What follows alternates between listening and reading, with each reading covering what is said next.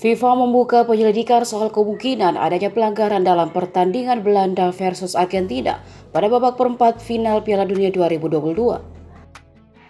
Laga Belanda versus Argentina yang berakhir untuk kemenangan tim Tango 2-4 lewat adu penalti sudah digelar di Stadion Lusail pada Sabtu 10 Desember dini hari.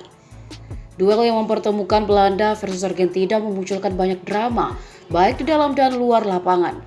Wasit Antonio Mateo Lagos bahkan sampai mengeluarkan 18 kartu kuning sepanjang pertandingan Belanda versus Argentina.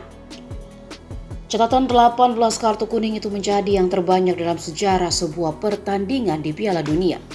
Oleh sebab itu, FIFA bakal melakukan investigasi soal insiden yang melibatkan para pemain dalam pertandingan Belanda versus Argentina. Sebelumnya, kiper Argentina, Emiliano Martinez sempat memberikan komentar negatif kepada wasit Antonio Mateo Lagos. Emi Martinez mengatakan bahwa Mateo Lagos memberikan banyak keuntungan kepada Belanda saat Argentina sudah unggul 2-0.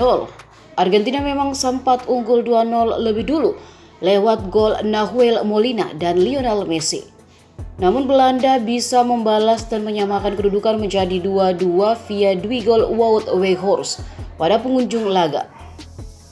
Skor 2-2 dalam laga Belanda versus Argentina tak berubah selama 120 menit sehingga mesti dituntaskan lewat adu penalti. Hasilnya Argentina menang 4-3. Adapun Argentina sudah memastikan diri ke semifinal Piala Dunia 2022. Tim Tango akan menghadapi Kroasia. Pertandingan Argentina versus Kroasia dalam semifinal Piala Dunia 2022 bakal bergulir di Stadion Lusail pada Rabu 14 Desember mendatang.